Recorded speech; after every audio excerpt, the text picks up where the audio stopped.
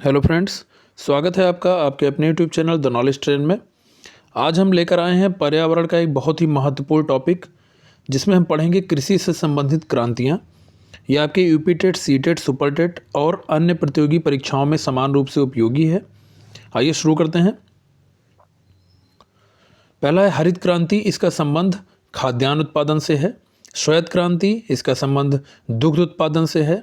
नीली क्रांति, इसका संबंध मत्स्य उत्पादन से है। भूरी क्रांति, इसका संबंध उर्वरक उत्पादन से है। रजत क्रांति, इसका संबंध अंडा उत्पादन से है। पीली क्रांति, इसका संबंध तिलहन उत्पादन से है।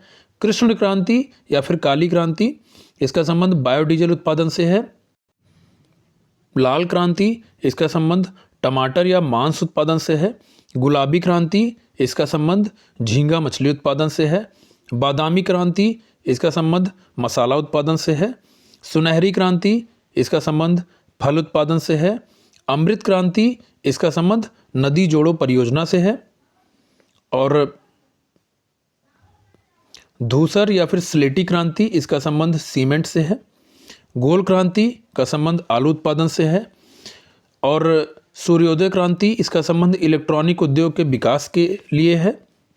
गंगा क्रांति, भ्रष्टाचार के खिलाफ सदाचार पैदा करने वाले Waterman of India Rajendra Singh ने इसे शुरू किया था, गंगा क्रांति को। तो आपको इसमें एक इंपॉर्टेंट क्वेश्चन और मिल रहा है कि वाटरमैन ऑफ इंडिया किसे कहा जाता है? राजेंद्र सिंह को। सदाबहार क्रांति का संबंध जैव तकनीकी से है। सेफ्रॉन क्रांति का संबंध केसर उत्पादन से है। स्लेटी या फिर ग्रे क्रांति का संबंध उर्वरक उत्पादन से है। हरित सोना क्रांति का संबंध बांस उत्पादन से है।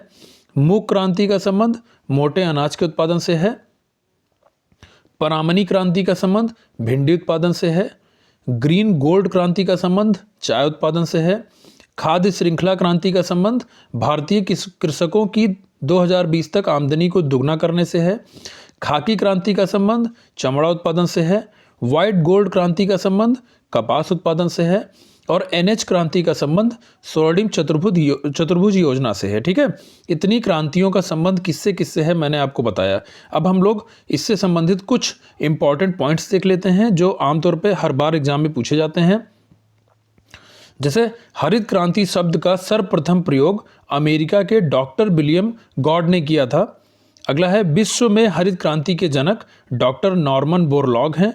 इनको 1970 में विश्व शांति का नोबेल पुरस्कार प्रदान किया गया। भारत में हरित क्रांति के जनक MS स्वामीनाथन हैं। सर्वप्रथम 1966-67 में पंजाब व हरियाणा, पश्चिमी उत्तर प्रदेश और राजस्थान आदि क्षेत्रों में इसे व्यापक रूप से अपनाया गया। इससे कृषि उत्पादन में आश्चर्यजनक वृद्धि हुई। सर्वाधिक फायदा गेहूं की फसल को हुआ, जबकि इस क्रांति का प्रभाव चावल, मक्का और बाजरा पर भी रहा। 1990 के दशक के मध्य में द्वितीय हरित क्रांति की अवधारणा का विकास हुआ, जिसे सदाबहार क्रांति कहा गया।